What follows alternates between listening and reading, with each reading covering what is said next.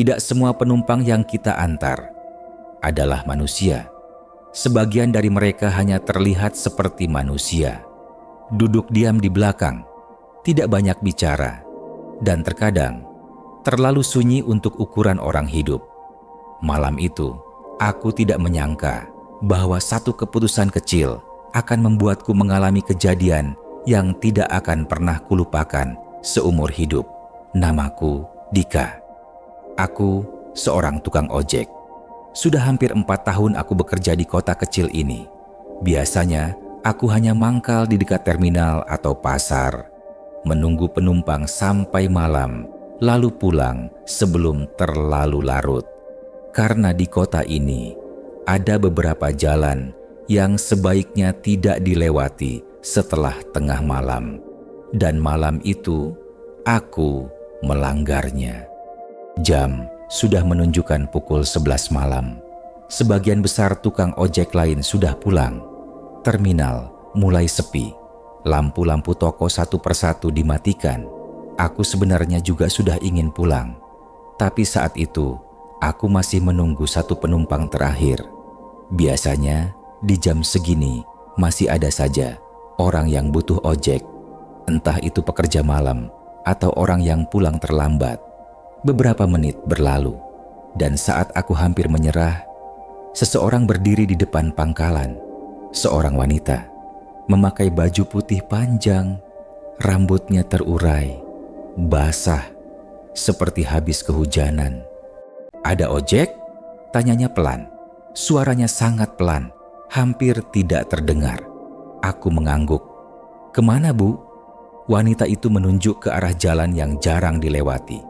Jalan menuju daerah kebun dan sawah. Aku sedikit ragu, karena daerah itu memang terkenal sepi kalau malam. "Masih jauh?" tanyaku. "Tidak," jawabnya singkat. Aku akhirnya mengiyakan. Wanita itu naik ke belakang motorku, dan saat itulah aku merasakan sesuatu yang aneh. Sangat dingin, dingin yang tidak wajar. Motor mulai melaju. Jalanan sudah sangat sepi. Tidak ada kendaraan lain. Hanya suara mesin motor dan angin malam. Aku sempat mencoba mengajak bicara. "Tinggal di sana, Bu?" Tidak ada jawaban. Aku mengira dia mungkin lelah atau memang tidak ingin banyak bicara. Tapi ada satu hal yang mulai membuatku tidak nyaman. Sejak tadi, aku tidak mendengar suara napasnya. Tidak ada gerakan, tidak ada suara, seolah-olah tidak ada orang di belakangku. Aku mencoba melihat ke spion, namun yang kulihat hanya rambut panjang yang menutupi wajahnya. Tidak jelas, lampu jalan juga semakin jarang. Beberapa bagian jalan bahkan gelap total. Kami mulai masuk ke jalan kecil di antara kebun. Angin terasa lebih dingin dan suasana semakin sunyi. Tiba-tiba, wanita itu berbicara. Belok kiri di depan. Suaranya tetap pelan, tapi kali ini terasa lebih dekat, sangat dekat di telingaku. Aku mengikuti arah yang dia berikan. Jalan yang kami lewati semakin sempit, bahkan sebagian hanya tanah. Aku mulai merasa ada yang tidak beres, karena aku cukup hafal daerah ini. Dan seingatku, tidak ada rumah di arah ini. "Masih jauh, Bu?" tanyaku lagi. Tidak ada jawaban. Aku menoleh sedikit ke spion. Dan saat itulah aku melihat sesuatu yang membuatku merinding. Wajahnya terlihat pucat, sangat pucat. Matanya terlihat kosong, tidak berkedip, dan dia menatap lurus ke arahku lewat spion. Aku langsung mengalihkan pandangan ke depan. Jantungku mulai berdetak lebih cepat. Aku mencoba berpikir logis. Mungkin hanya efek cahaya. Mungkin aku hanya terlalu lelah.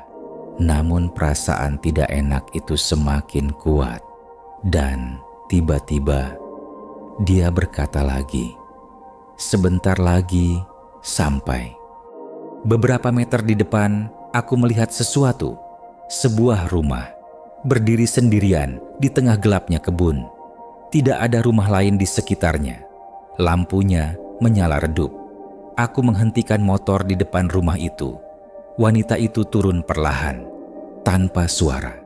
Dia berdiri beberapa detik di samping motor, lalu berkata, "Tunggu di sini," dan berjalan masuk ke dalam rumah. Aku menunggu di luar. Suasana sangat sepi, hanya suara angin dan dedaunan. Beberapa menit berlalu, wanita itu tidak keluar. Aku mulai gelisah. Akhirnya, aku turun dari motor dan berjalan mendekati pintu rumah itu. Pintu sedikit terbuka. Aku mendorongnya perlahan dan melihat ke dalam. Di dalam rumah itu kosong. Tidak ada siapa-siapa. Tidak ada wanita tadi. Tidak ada perabot. Hanya ruangan gelap dan berdebu. Seolah-olah sudah lama tidak dihuni. Tubuhku langsung terasa dingin. Aku mundur perlahan, jantungku berdegup kencang. Dan saat aku berbalik, aku melihat sesuatu di belakangku. Wanita itu sudah berdiri di dekat motor, menatapku dengan senyum yang tidak pernah kulihat sebelumnya. Aku membeku di tempat. Wanita itu berdiri diam di dekat motorku. Wajahnya tidak lagi tertutup rambut. Sekarang aku bisa melihatnya dengan jelas.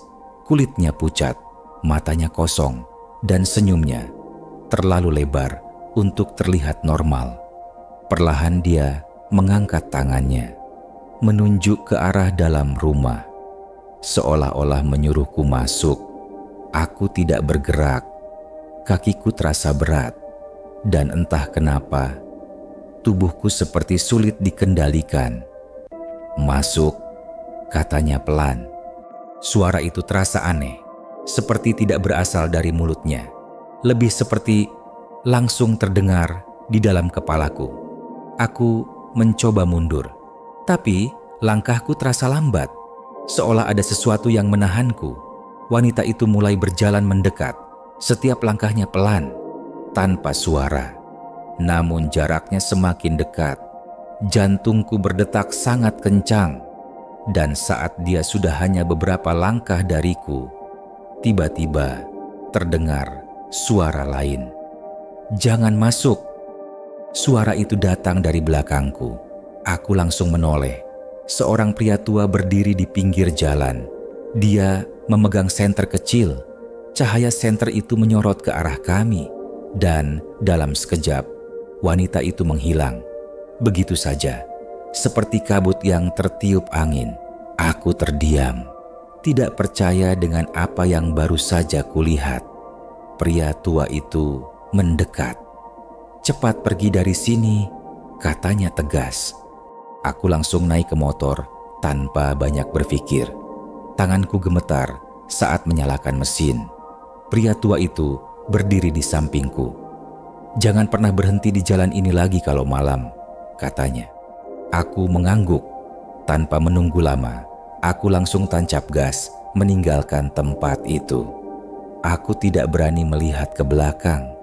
Tidak berani memastikan apakah wanita itu benar-benar sudah tidak ada. Yang aku tahu, aku harus pergi sejauh mungkin dari tempat itu. Sepanjang perjalanan pulang, pikiranku kacau.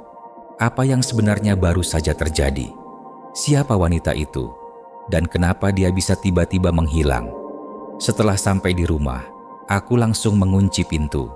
Aku duduk di lantai, masih gemetar. Malam itu, aku tidak bisa tidur. Setiap kali memejamkan mata, wajah wanita itu muncul dengan senyum yang sama. Keesokan harinya aku kembali ke pangkalan ojek. Beberapa teman sudah berkumpul. Aku mencoba menceritakan kejadian semalam. Awalnya mereka tidak percaya. Namun, salah satu dari mereka tiba-tiba terlihat serius. "Kamu lewat jalan kebun itu?" tanyanya. Aku mengangguk. Dia menarik napas pelan. "Itu jalan lama," katanya. "Dulu pernah ada kejadian di sana.